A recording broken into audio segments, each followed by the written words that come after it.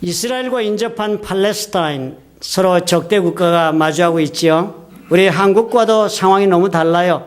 남한과 북한은 그래도 우리는 동족이라 통일이 되기를 원하고 정치적으로 우리가 대치하고 있을 따름이지 서로가 원수는 아닙니다. 형제 간의 사랑으로 우리가 그래도 안타까운 관계에 있지만 이 이스라엘과 팔레스타인은요, 우리나라의 DMZ 같은 그런 완충 지역도 없이 철담을 사이에 두고 서로가 얼굴과 얼굴을 마주하고 서로가 서로를 멸망시키기를 소원하는 관계로 있는 그런 적대 관계의 나라들이 아닙니까? 참 이 두 나라가 어떻게든 해결이 되어야 세상이 평안할 것 같습니다. 그래야만 가스값도 좀 안정을 이룰 것 같고요. 그런데 어디서 어떻게 이 사람들에게 접근해야 할까? 이 두 나라의 적대 관계를 풀 수 있는 길이라도 과연 있을까? 참 절망적인 우리 그 입장을 우리가 늘 발견하지 않습니까? 미국의 정신심리학자고 그리고 작가인 테라 브레크라는 박사님이 쓴 책에 이런 글이 실려 있습니다. 팔레스타인과 이스라엘 소녀들을 캠프에 같이 모아서 평화의 다리 놓기라는 프로그램을 실행을 했습니다. 이 적대국에서 서로 원수인 나라들의 소녀들을 데리고 왔어요. 처음에 캠프에 모아놓고 서로 같이 지내게 했더니 공공연히 저기를 드러내면서 그렇게 시작된 그 사람들의 만남이요, 결국은 상대의 진정한 고통과 진정한 선함을 경험하게 해주는 놀라운 기회로 변했다는 것입니다. 그래서 이 사람들이 나중에는요, 그 이스라엘의 소녀들의 말처럼 너를 모르면 증오하기가 쉬워. 그러나 너의 눈을 들여다보면 증오할 수가 없어. 그러는 것처럼 서로가 이 캠프 생활을 하고 난 다음에는 서로를 적으로 여기기가 불가능해졌다고 합니다. 그러나 이 10대 소녀들이 이런 캠프를 끝내고 전쟁으로 망가진 고국으로 돌아간 후에는 어떻게 되었을까 궁금하지요. 그래서 학자들이 후속 연구를 계속했습니다. 세월을 두고 조사해 보았어요. 그랬는데요, 놀랍게도 적의 실체와 진심을 잠깐만이라도 접하기만 했어도 진정한 변화가 그들의 마음속에 일어나서 평화의 다리 놓기 운동이 지속적으로 연결되고 있다는 것을 발견했다는 것입니다. 세월이 흐르고 어떤 아이들은 평화운동가로 성장하고 또 어떤 팔레스타인 여성은 선도적인 환경운동가가 되었고 또 한 여성은 교사로서 단순한 믿음과 증오의 삶을 사는 아이들에게 더 중요하고 자비로운 것이 무엇인지를 학생에게 가르쳐주는 사람이 되었답니다. 그 밖에도요, 수많은 그 아이들이 참여했던 아이들이 여전히 우정을 서로 유지하는 놀라운 사실을 발견했다 합니다. 폭탄으로 학교가 파괴된 후에 한 팔레스타인 소녀는 이스라엘 소녀에게서 전화를 받았습니다. 같은 팔레스타인 친구들에게서도 듣지 못한 진심 어린 위로에 그 어린아이의 마음이 크게 감동했습니다. 그리고 훗날 아가씨로 성장한 그녀는요, 이스라엘 버스가 폭발했다는 소식을 듣고 자기 사촌들이 주변에서 환호하고 있는 그 가운데서 그 처녀아이는 울음을 터뜨리고 말았다 하는 이야기가 타라 브레기슨 책 The Refugee라는 책, 한국말로도 번역되어 있습니다. 삶에서 깨어나기라고 번역되어 있어요. 231페이지 18만 원이랍니다. 사보시기 바랍니다. 그 책에 이렇게 인용했어요. 헨리 월즈워드 롱펠로, 여러분 아시죠? 중학교 영어책에 나오는 미국 유명한 시인입니다. 그 사람이 이렇게 적었어요. 적의 감춰진 역사를 모두 읽을 수가 있다면, 우리 적은 잘 모르죠. 그런데 적에게도 드러나지 않고 이렇게 덮여있는 그 모든 역사를, 그 적이 살아온 그 모든 인생살이를 우리가 다 읽을 수가 있다면, 우리는 그 개인의 삶에서 우리의 적이 hostility, 미워하면서 죽이고 싶어하는 그 마음, 그 적이를 모두 녹이기에 충분한 슬픔과 괴로움을 발견할 것이다. 무슨 말이에요? 우리가 원수다 하는 것 사실 따지고 보면 우리가 너무나도 상대를 모르고 있어서 그렇다. 그 원수의 모든 것, 그 원수의 인생살이, 그 원수의 역사 속에서 그가 겪고 있는 슬픔과 그 괴로움을 우리가 알게 되면 우리는 단순히 미워하고 증오하는 것으로 끝나지 않는다. 그것 알게 되면 어떻게 해요? 상대의 그 아픔을 이해하게 되고 이해하게 되면 사랑하게 된다는 것입니다. 우리는 그리스도인으로서 끝없는 노력 가운데 갑니다. 예수를 믿는 우리 모두는 한 가지 우리 마음속에 늘 떠나지 않는 숙제, 우리의 영적인 삶에 끝없이 우리를 짓누르고 있는 부담 있어요? 말씀대로 살아야 한다는 그런 욕망이 있습니다. 누구든지 다 똑같은 욕망 가지고 있습니다. 신앙생활 저렇게 하는 사람은 어째 이렇지만 사실 그 마음도 교회 일단 오시는 분이라는 마음에 이 부담이 있어요. 믿음이 있다면 마땅히 그 믿음에 상응하게 살아야 한다. 실천해야 한다는 그런 부담이에요. 이 말씀대로 살아야지 하는 이 마음, 이것은요, 대단히 사실 선하고 거룩한 그런 욕망입니다. 마땅히 그래야 하지요. 그리고 또 노력해야지요. 그런데 어떻게 해요? 살다 보면 우리가 정말 신앙생활 하면서 말씀이 우리를 얼마나 도전합니까? 때로는 그 말씀이 우리를 대단히 두렵게 겁박합니다. 그래가지고는 천국 못 간다. 열 처녀 이야기를 할 때 우리는 자신을 돌아보고 얼마나 많이 주저합니까? 신랑 맞으러 간 열 처녀 중 5처럼 준비 못해 들어가지 못할 수 있다. 두려운 지적받고, 그럴 때마다 우리는 어떻게 해요? 그 말이 진리이기 때문에 두려운 것입니다. 우리가 받은 구원은 어떤 구원을 우리가 받았어요? 우리 예수 믿는다 할 때 무슨 여러 가지 조건을 제시했습니까? 아니었습니다. 믿기만 하라. 우리가 단지 믿기만 하면 우리의 어떤 노력과 어떤 대가를 지불함이 없이 우리는 하나님이 거저 주시는 은혜로 구원받는다 그래서 예수 믿었어요. 근데 막상 예수 믿고 나니까 어때요? 엄청난 노력을 요구합니다. 내가 제대로 해낼 수도 없는 노력, 상상하지 않았던 노력을 기울이라고 교회가 요구하네요. 성경을 펴니까 하나님이 요구하고 계시네요. 나 그저 교회 나가는 되는 줄 알았다. 거저 준 것이 바로 그 뒤에 이런 것이 숨겨져 있었나? 그 약속이 이런 거였어. 막 이러면서 갈등이 시작되지 않습니까? 하나님께서 이렇게 살아도 요청하시는 그 말씀을 살지를 못해서 살아낼 수가 없어서, 그래서 우리는 나는 그리스도인이에요 대담하게 말하지 못할 때도 너무나 많았어. 누가 물으면 교회 다녀요. 교회 다녀요. 교회라는 이야기로 나는 그리스도인입니다 라고 담대하게 말하는 것을 대신할 때가 얼마나 많습니까? 이것이 저와 여러분 우리 신앙인 대다수의 오늘의 현실적 모습이 아닌가요? 그러나 한 가지 우리는 기억해요. 스스로 노력해서 또 성자가 된 사람도 아무도 없다는 사실을 기억해야 합니다. 왜 이렇게 어렵습니까? 왜 이렇게 예수 믿는 구원은 그렇게 믿기만 하면 받는데 그 다음 신앙으로 살아가는 이렇게 어렵나요? 이 갈등, 이 말씀대로 살기가 너무나 어렵다 하는 갈등은요, 하나님 믿은 모든 백성들의 여전한 숙제였습니다. 우리만 그런 게 아니에요. 성경을 보니까 그 이야기가 많이 적혀 있습니다. 그죠? 신약 성경 보니까 바리새인들, 사두개인들, 사실 이 사람들 예수님으로부터 무지막지한 공격을 받았던 사람들이지만 그렇게 공격받았던 것은 신앙생활 안에서 공격받은 게 아니었습니다. 말씀대로 안 살겠다고 몸부림쳐서 야단 맞은 사람들이 아니에요.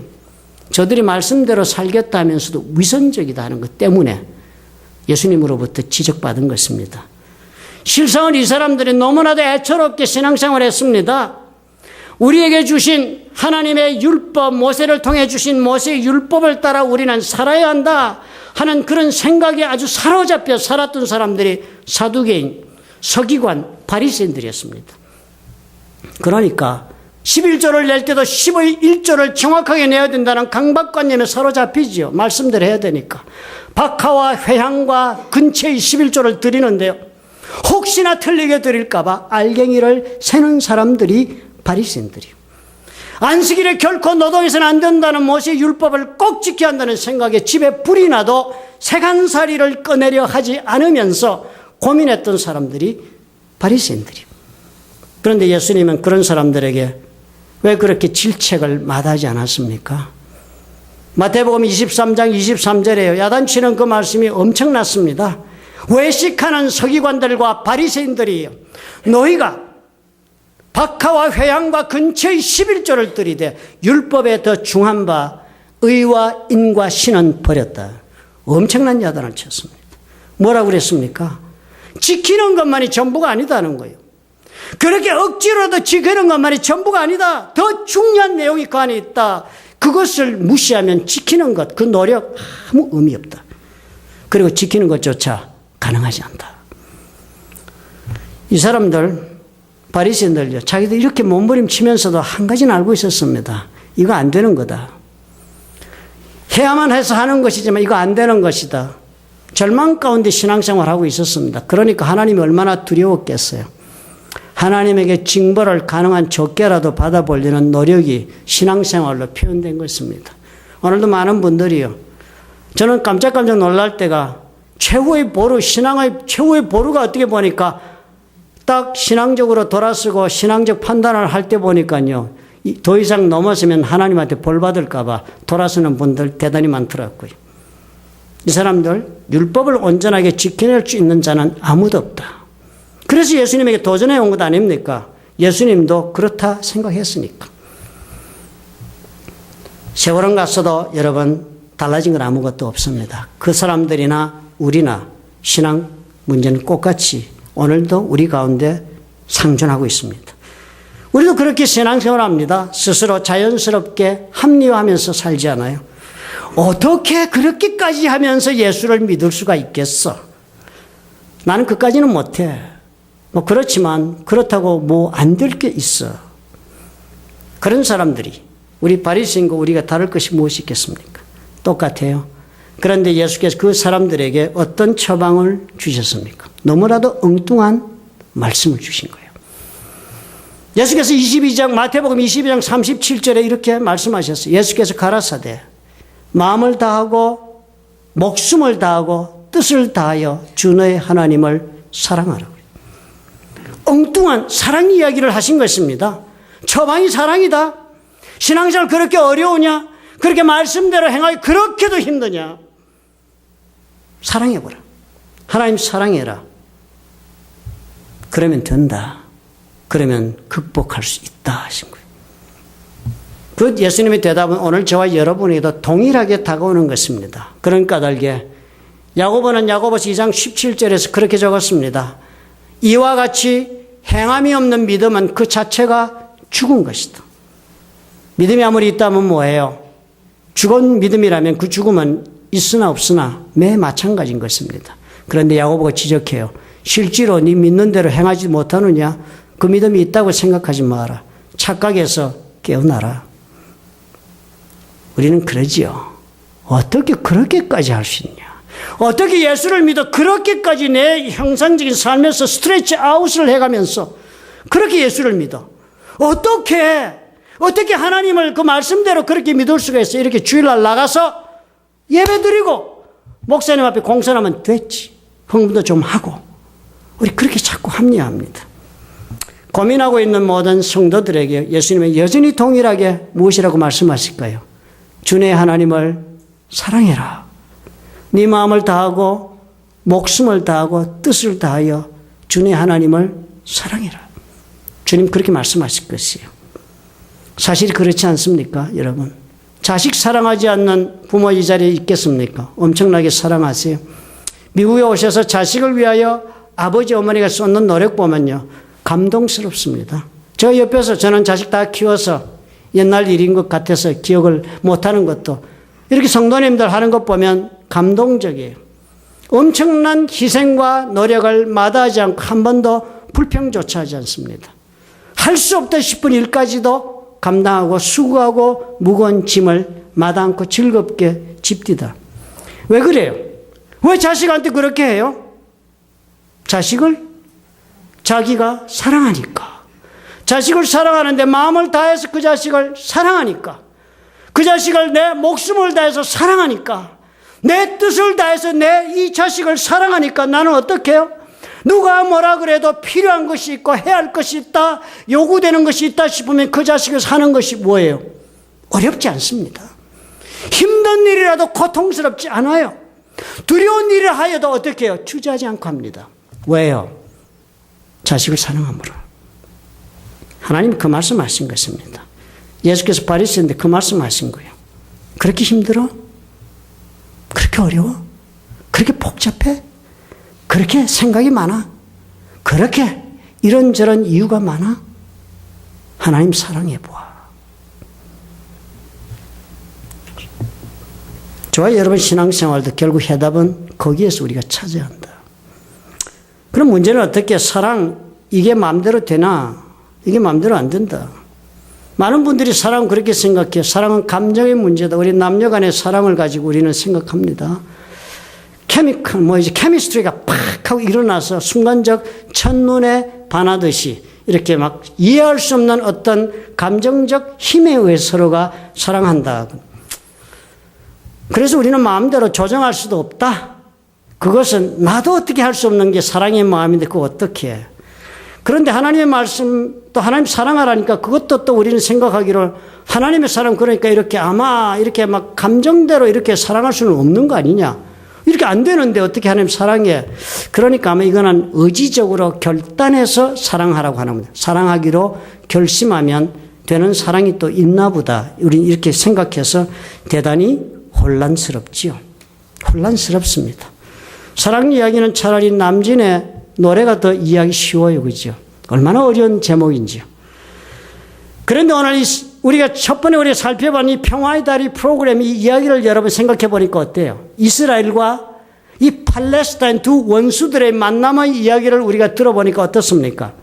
서로가 서로를 알게 되면 결코 원수로 지내지 못한다. 서로가 서로를 알게 되면 어떻게 이해하기 시작하고 그리고 그 이해는 사랑으로 발전하고 만다 하는 것. 대단히 중요한 발견이 아닙니까? 서로가 서로를 알게 되면 우리가 상대방을 알게 되면 그 아는 것을 통해서 그 상대방의 영혼 속의 슬픔과 그 영혼 속의 고통과 괴로움을 이해하게 되고 그러면 어떻게 그 이해는 반드시 사랑으로 발전한다는 것입니다. 그것을 우리가 본 것이 아니에요. 그래서 호세아서도 그렇게 기록해 주고 있는 것입니다. 성경이 그렇게 말하고 있는 것을 호세아가 이렇게 증거해요. 모세를 통해 준 율법을 스스로 저버리고 하나님을 떠난 백성들이었습니다. 이스라엘 백성들이요. 하나님이 주신 모든 축복을 받고서도 부인하고 자기들이 살고 싶은 대로 각각 제 길로 떠난 이스라엘 백성들을 놓고 호세아가 애절하게 하나님의 말씀을 전하는데 호세아 6장 3절에 이렇게 이야기합니다. 그러므로 우리가 여호와를 알자. 힘써 여호와를 알자. 죄짓고 이제 버리고 다 떠난 사람들 놓고 호세아가요. 다시 회복시키기 위해 말한 것이 무엇이었습니까? 회개하고 돌아오라 그 이전에 힘써 여호와를 한번 알자. 아는 것을 노력해서 열심히 한번 여호와를 알아보기라도 한다면 그곳에서 해결이 있다고 호세아는 믿고 있는 것 아닙니까? 여호와를 알아라. 이 안다라는 단어요. 우리말로는 안다 그러면 아는 거예요. 그렇지만 히브리어 단어 안다는 두 가지 대표적인 단어가 있습니다. 하나는 나카라는 단어가 안다라고 영어로 번역하고 우리 한국말로 그렇게 번역하는데요. 이 나카라 안다라는 단어는요. 우리의 눈으로 보아서 알고 우리의 귀로 들어서 알고 손으로 만져서 안다. 우리가 physical apprehension, 우리 몸을 통해서 이해해서 아는 것을 가리켜서 안다 그럴 때는 나카예요. 우리가 보통 안다 그러면 이 단어를 우리가 씁니다. 그렇죠? 우리가 난 너를 알아 그러면 네가 생각하는 것이 무엇인지 이해하고 네가 어떤 사람인지를 안다. 이렇게 우리는 이해하는 것입니다. 그런데 또 다른 단어가 저들에게는 있어요. 또 다른 단어는 야다라는 단어인데 이 야다라는 단어는 우리 이런 눈이나 귀로 듣거나 손으로 만져서 아는 정도가 아니라 그 사람과 함께 혹은 무엇을 함께 경험해 보아서 그 체험을 통하여 안다 그럴 때는 야다라는 단어를 씁니다. 전혀 다른 차원이지요. 함께 살아보고 함께 일을 해보고 함께 서로 같이 길을 걸어보고 그러면서 상대방을 경험을 통해서 알게 될 때는 야다라는 단어를 씁니다. 이 호세아가 말할 때요. 그러므로 너희가 여호와를 알자. 우리가 힘써 여호와를 알자. 그럴 때 이 알자는요. 야다라는 단어입니다. 경험을 통해서 우리 하나님을 알자라고 호세아가 얘기한 거예요. 우리는 하나님을 알았어. 우리 하나님을 배워야 한다, 안다. 그럴 때 우리는 너무 어렵게 생각해요. 하나님 어떻게 영적인 존재니까 어떻게 영적인 존재, 손으로 잡히지 않는 존재를 알겠어. 그러니까 하나님 아는 것도 대단히 추상적으로 우리가 알게 되는 것으로 짐작합니다. 메타피지컬리 우리 하나님을 형이상학적으로 이해하려고 우리는 그렇게 일단 받아들여요. 그래서 구체적으로 우리 하나님 뭐라고 설명을 못해도 괜찮아요. 하나님 어떻게 생겼어? 잘 모르지만 좋으신 할아버지 같지 않아? 우리 하나님 수염이 길 것 같아. 우리 상상 속에 형이상학적인 세계로 하나님 생각하니까 하나님 어떤 하나님 물으면 별다른 대답을 못합니다. 그런 얘기로 얼버무리고 말지요. 그런데 하나님 어떻게 해요? 우리 하나님께서는 호세아 말씀을 주는 것 보니까 우리 하나님을 알자 하는 이 말씀은 그런 추상적으로 형이상학적으로 영적으로 안개 속에 애매모호한 상대로 하나님을 주물럭거리면서 알아가는 것이 아닙니다. 우리 하나님과 함께 삶을 살아보면서 삶 가운데 하나님이 역사하시는 그 손길을 내가 경험하면서 그렇게 하나님을 알자 호세아가 요구하는 것이에요. 그렇지 않아요? 우리 어머니 사랑을 우리가 받으면서도 우리 어머니를 모를 수 있습니다. 도시락 싸준 그 도시락을 학교에서 여러분 어릴 때 먹으면서 과연 어머니가 싸준 그 어머니의 마음을 생각한 사람 무엇이 얼마나 될까요? 그렇죠? 매번 등록금 내면서 우리 그 가난했을 때 아버지가 얼마나 고생 가운데 일하면서 이 등록금 마련해 주었는지 생각하면서 등록금 내고 학교 다닌 사람 과연 몇이나 될까요? 우리는 그거 보는 것에 실패합니다. 우리는 체험을 통해서 같이 살면서도 그 사랑을 보는 것에 실패하듯이 저와 여러분은 하나님과 함께 살아가면서 하나님께서 나의 삶 속에 역사하신 것이 그렇게 많은데도 불구하고 사망의 어두운 그림자가 드리운 계곡을 지나면서 막대기와 지팡이로 나를 인도하신 하나님의 손길과 역사가 그렇게 많음에도 불구하고 그 체험이 있음에도 불구하고 사랑의 도시락을 보고 어머니를 보지 못하고 실패하는 것처럼 우리는 하나님 보는 것을 실패하고 있잖아요. 이스라엘 팔레스타인 소녀들이요. 평화의 다리 그 프로그램에서 같이 살아가면서 부대껴가면서 살아보니까 그렇구나. 서로의 대화 가운데 서로의 행동 가운데 그리고 관계를 세우면서 알게 되고 그리고 서로를 경험하다 보니까 나는 너의 눈을 쳐다보면서는 너를 결코 증오할 수가 없다. 너의 괴로움과 고통을 내가 이해하니까 내 가슴도 같이 아프다. 그런 상대로 변하고 말았던 것처럼 하나님과 내가 그렇게 걸어가야 한다는 것입니다. 시편 23편이 그 이야기를 합니다. 이 시편 23편이 뭐였습니까? 우리 하나님은 먼 곳에 계신 분 아니다. 먼 곳에서 율법이나 던져주시고 율법을 잘 지키면 축복하고 안 지키면 벌 주는 그런 하나님 아니시다. 우리 하나님은 마치도 목동이 그 양을 치는 것처럼 우리 삶 가운데 그렇게 와 계신다. 목동이 양을 돌보면서 푸른 초장과 쉴만한 물가로 인도하시는 것처럼 우리 하나님 우리와 함께 동행하시면서 인도하신다. 그거 볼 수 있느냐? 우리가 사망의 어두운 그림자가 드리운 계곡을 통과할 때 우리 하나님이 밀착 동행하시면서 우리를 인도하신다. 그건 느껴보았느냐? 막대기와 인생 막대기와 채찍으로 나에게 오는 것이라지 그것이 하나님의 나를 보호하시고 인도하시는 손길인 것을 네가 확인할 수 없겠느냐? 지팡이로 건지시는 것 그것을 하나님의 손길인 것을 확인할 수 없겠느냐? 그 이야기 하는 거예요. 그럼 우리가 성경 그렇게 읽어야지요. 복잡하고 어렵게 해석할 것이 없습니다. 그 목동이 그 이야기하면서 하나님 이야기 우리에게 해주는 거예요. 그래서 그 계곡을 통과해요. 오늘 보니까 오늘 우리에게 주신 말씀 뭐예요? 주께서 내 원수의 목전에서 원수들이 둘러쳤는데 그 목전에서 내게 상을 베푸셨다. 갑자기 무슨 상이야 싶죠, 그죠?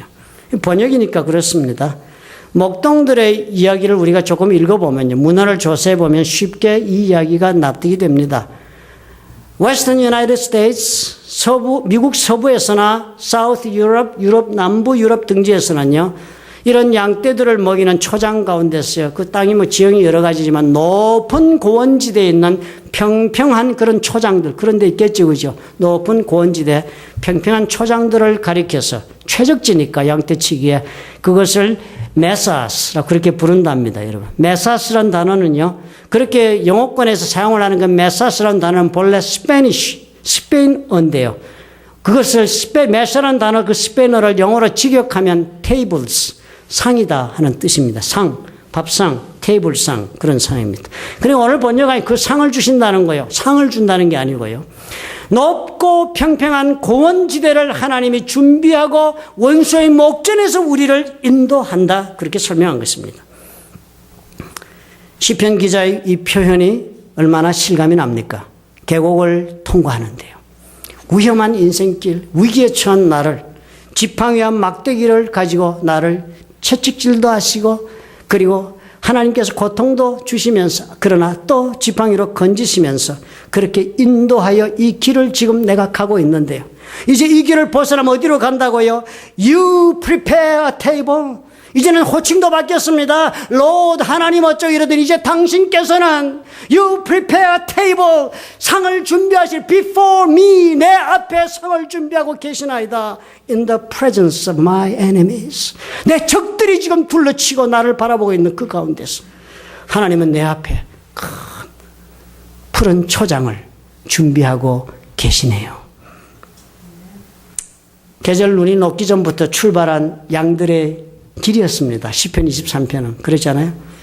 양떼들 인도하면서 일방 목자는 부지런히 앞서가면서 양들이 갈 길을 험난한 여정을 언제나 먼저 답사를 한다 합니다. 세심하게 조사하고 살피면서 가는 거예요. 양들이 쉽게 다치니까.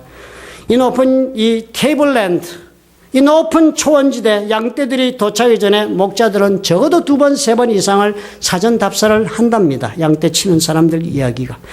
그리고는요, 그 길을 가면서 뭐 아주 위험한 데가 어딘지, 어디가 풀이 많은지, 어디가 풀이 적은지도 다 파악해서 어디서 그런 풀을 많이 뜯고 어디 적게 뜯고 해야 되겠다. 아주 그 양떼들 칠 계획을 사전에 충분하게 세우고 그리고 또 중간중간에 나 있는 독초들이 많답니다. 꽃이 많이 피는데 비가 온 다음이니까 그 가운데 아름다운 꽃인 가운데 독초들이 많아서 그걸 먹으면 양들이 마비 현상을 일으키고 죽기도 한답니다. 그러니까 독초도 뽑고 그러면서 가면서 이제 초원대 올라가면 여름철에 그 푸른 초장에 와서 이제 양들이 왕성하게 풀을 뜯으며 풍성한 삶을 누리게 될 때가 오니까 그곳에다가 필요한 소금 덩어리도 곳곳에 놓아두고 미네랄 덩어리도 곳곳에 놓아두면서 양칠 준비를 완전히 하고 양떼들을 초원으로 인도에 올라간다 합니다. 오늘 읽은 시편 23편 5절이 그러한 초원, 그런 메사스, 그런 테이블랜드 준비하고 하나님이 나를 이 계곡을 통과하게 하신다 하는 이야기가 아닙니까? 다윗은 이것을 우리가 경험하게 된다는 거예요. 우리가 이런 경험을 통해서 하나님이 이렇게 하셨다는 것을 우리가 발견하게 되면 우리는 어떻게 하나님을 알게 된다는 거예요. 내가 사망의 어두운 골짜기를 지날 때 하나님이 함께 하신 것을 내가 확인하게 되고 그리고 그런 나에게 하나님은 이러한 곳을 준비하고 내 인생을 인도하시고 오늘이 있게 하시는구나 발견하실 수 있다면 하나님을 알게 되고 그 하나님을 안 그 마음이 하나님의 마음을 이해하게 되고 그래서 어떻게 해요? 사랑할 수 있다는 것입니다. 누가 사람과 사람 사이의 사랑은 자연스러운 그런 충격적 케미스트리 반응으로 발생하는데 누가 우리 하나님과 나의 사랑은 그런 의지적 결단의 그런 드라이한 사랑이라고 함부로 말할 수 있습니까?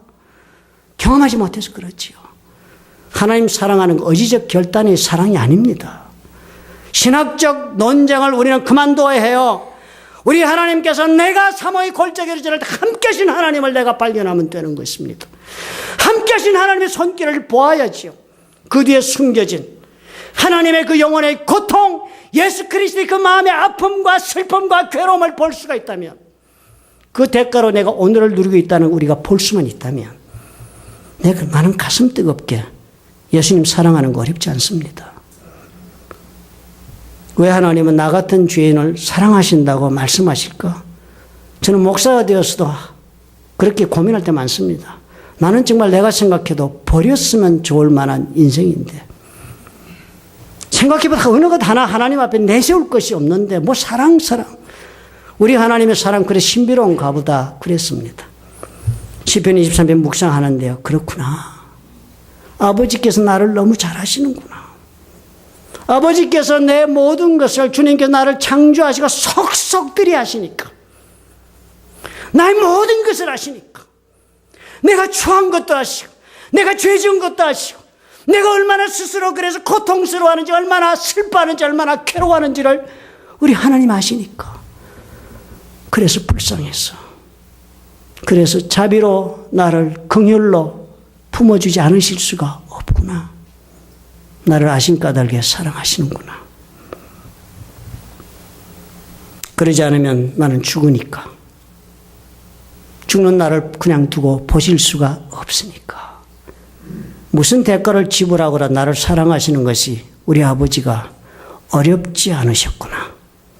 자식을 위해서 그 어머니가 생명도 아끼지 않는 것처럼 우리 하나님 아버지가 이 못난 바퀴수를 위해서 예수님 십자가에 못 박으신 것이 가능하셨구나.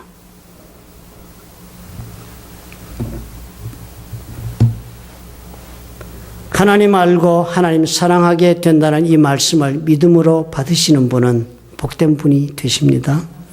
2009년 8월 1일이었습니다. 텍사스 월러 카운티 스카이다이브 휴스턴 드랍 존, 그러니까 스카이다이브 하면서 턱 때리면 내리는 뭐 장소 정해놓고 스카이다이빙들 하지 않아요? 텍사스 월러 카운티에 있는 곳에서 일어난 사건이에요. 나이 54세 된 젊은 할머니, 요즘 뭐 54세 할머니들 되면 빨리 되고 젊은 할머니죠. 셜리 다이거트라는 여자분이 자신의 54세 생일에 아들의 초청을 받습니다.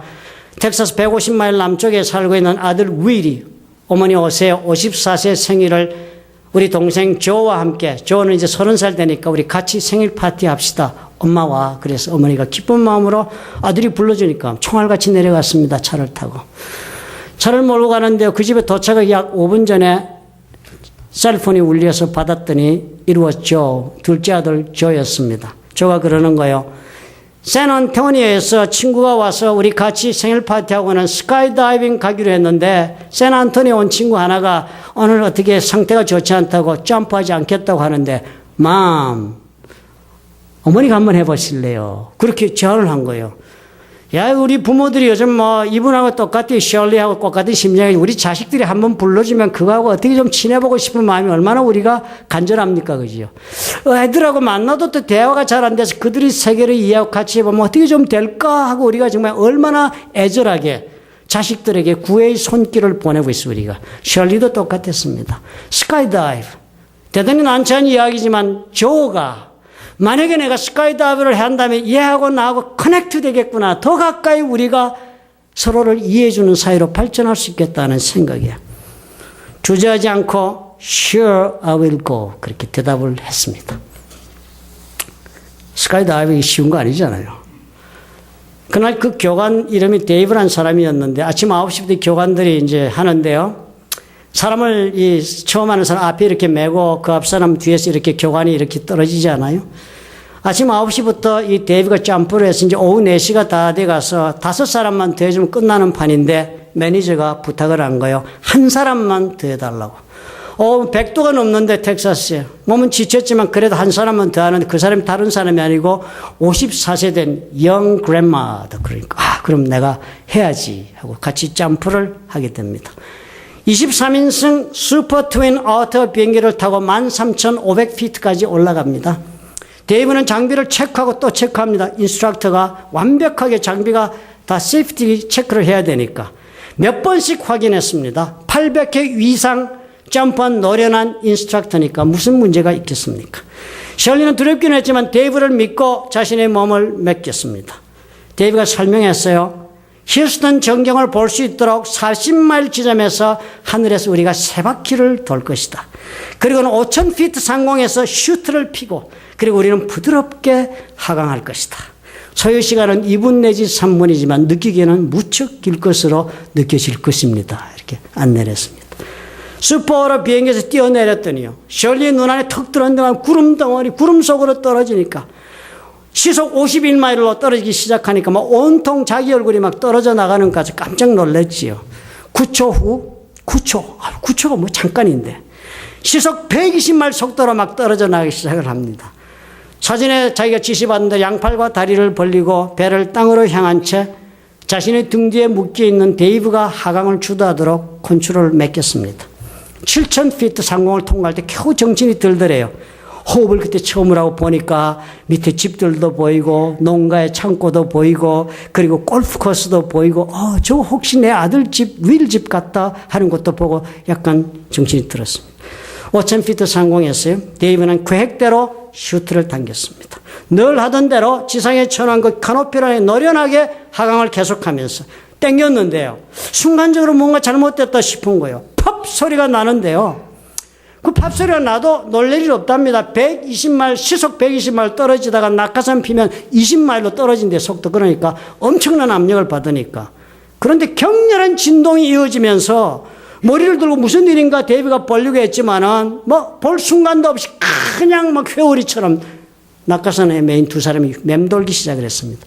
점점 맴돌게 빠른 속도로 맴돌기 시작을 했어요. 그러니까 온몸에 피가 막 다리로 빠져나가니까 데이비가 이러다가 내가 블랙아웃 정신을 잃겠다. 그 내가 정신을 잃으면 안 되지. 그러면 보조 낙하산 필 사람이 없으면 우리 죽는다. 코드를 자르고 낙하산을 제가 어떻게 해보려고 하는 도저히 안 되는 거예요. 4,000피트 상공을 통과할 때 이제 지상까지는 20초가 남았을 뿐인데 한 가지 옵션은 뭐예요? 이제 3,500피트까지 그냥 떨어져서 거기에서 보조 낙하산 너무 일찍 피면 안 되니까 3,500에서 피하는 거예요. 그렇게 하면 되겠다. 밑에서 보니까 난리가 났죠. 아들 윌이 막 떨어지는 지점을 향해서 막 차를 몰고 달렸습니다. 그런데요, 보조 낙하산 3,500에 딱 피니까 속도가 100마일, 속도가 그냥 60마일로 탁 떨어지는 100마일에서. 그런데 그렇게 떨어지기도 잠깐 다시 이 낙하산이 어떻게 됐는지 그냥 금방 속도가 그냥 100마일 이상으로 막 늘어나기 시작하는 거예요. 2,500피트 상공을 통과할 때 셜리는 그렇게 생각했습니다. 오늘이 내 생의 마지막 날이구나. 참 기구한 운명이다. 어떻게 생일날 내가 죽나. 믿을 수가 없다. 아직 그래도 좀 할 일이 남아있는데 54세인데. 손주들 얼굴이 막 떠오르더래요. 그러면서 한 가지가 내가 이렇게 죽는 모습을 보여서는 안 된다. 뭐 그 두려움이 사로잡더래요. 1,500피트 상공으로 시속 60마일로 떨어지고 있었습니다. 이대로 죽을 수가 없다 싶을 때 셜리는 앞쪽에 데이브는 뒤쪽에 이렇게 묶인 채 1000에서 750까지 떨어졌습니다. 750 떨어질 때 셜리가요. 엄마 생각이 나더래요. 2000년도에 암으로 죽은 엄마. 이제 곧 볼 수 있겠네. 그런 생각이 들면서 위로가 오더랍니다. 또 아버지 생각도 났대요. 탄광 광부였던 우리 아버지. 나이 66세가 되도록 죽도록 뼈 빠지게 일만 하다 죽은 아버지. 그 아버지 생각도 났어요. 이제 아버지도 보겠네. 그랬더니 마음이 좀 따뜻해지고 위로가 되더랍니다. 100피트 상공. 이제 죽는다. 그런데 마음 준비가 되고 마음이 평화스럽더래요. 그런데 바로 그때 뒤에 매달려 내린 데이브가 고함을 쳤습니다. Shirley, I want you to pull up your legs. 다리를 당겨 올려라. Get ready for really rough landing. rough landing을 준비를 해라. 하고 소리를 지르면서 100피트 상공에서 자가 반사적으로 셜리는 발을 차면서 몸을 꼬았어요. 그 말을 듣고. 그러니까 데이브는 동시에 보조 낙하산 줄을 당기면서 데이브도 발을 찼습니다. 그러니까 어떻게 해요? 회전운동이 일어났습니다. 셜리가 위로 가고 데이브가 밑으로 받치면서 위치가 바뀐 거예요. 그러면서 땅에 떨어졌습니다. 인간 쿠션이 된 거예요. 팍 소리가 얼마나 크게 났던지요. 책에 보니까 4분의 1마일 지경의 사람들이 그 소리를 들었다는 거예요. 몇 분 뒤 셜리는 눈을 떴습니다. 눈을 뜨고 하늘도 보이고 구름도 보고 빛도 보고 자신의 등 뒤에 보니까 데이브는 죽은 것 같아. 사고가 난 3일 후에 사람들은 데이브가 다 죽은 줄 알았습니다. 셜리가 병동에 있으면 셜리는 수술받고 퇴원했어요. 그리고는 데이브가 죽은 줄 알았는데 생명이 붙어 있다 하는 이야기를 들었습니다. 데이브는 나중에 간증을 했어요.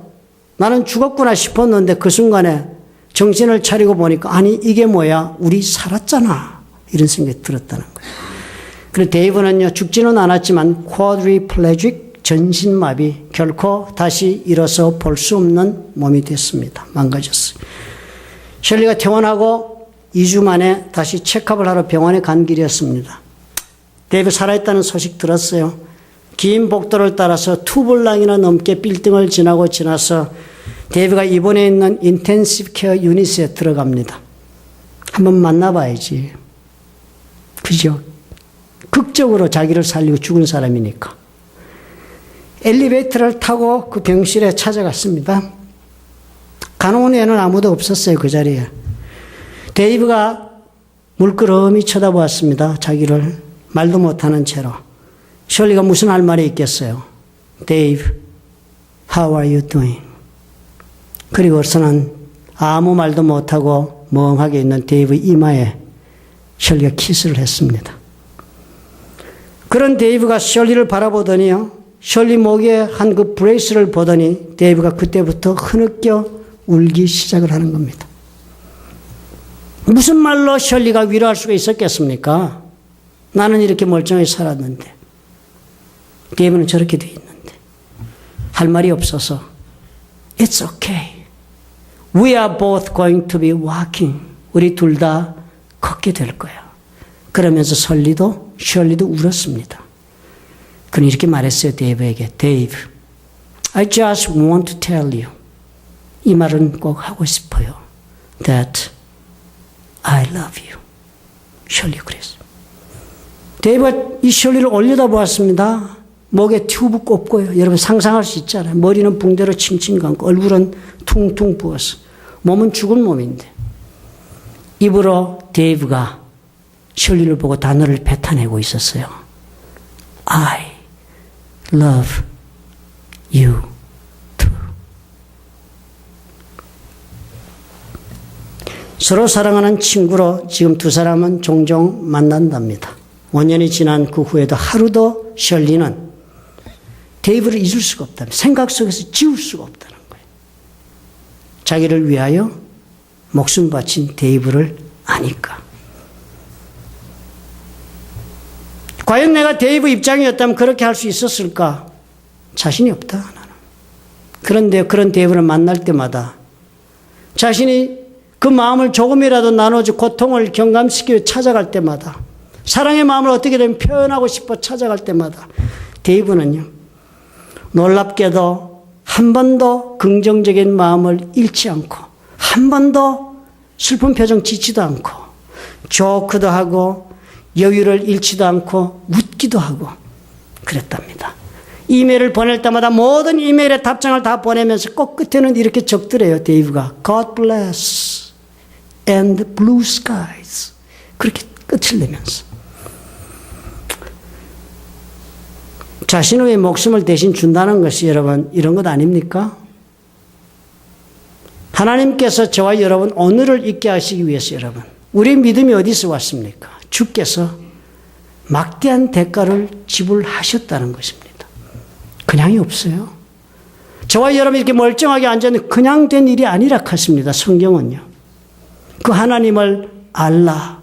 힘써 네 하나님을 알라. 무엇을 알라고요? 오늘 이 자리에 오게까지 하나님이 무엇을 했는가? 그것을 알라는 것입니다. 저와 여러분의 구원 그렇게 얻었고요. 저와 여러분의 삶이 앞으로도 이렇게 이어져 나가서 원수의 목전에서 나의 앞에 상을 베푸시면서 나의 영혼의 삶, 육체의 삶, 나의 모든 이 세상의 삶을 하나님께서는 허락하시고 풍성케 되기를 원하시고 여호와 이레 되시는 주님 준비하시고 인도하실 것입니다. 그러나 우리는 한 가지를 합시다. 주께서 어떻게 해요? 데이브가 그 목숨을 던진 것처럼 우리를 위해 던진 대가가 있다는 것. 그 하나님을 알자. 그 예수 그리스도 나를 위하여 목숨을 던진 주님의 그 마음의 아픔을 알자. 주님의 그 마음의 괴로움을 우리가 알자. 그 슬픔을 우리가 알자. 그러면 이해하게 된다. 그러면 어떻게 해요? 사랑하게 된다. 사랑하면 오늘 살아가는 모습 얼마든지 쉽게 살 수 있습니다. 믿으시면 아멘 하시기 바랍니다. 예수님의 이름으로 그런 역사가 충만하기를 축원합니다. 좋으신 아버지 감사합니다.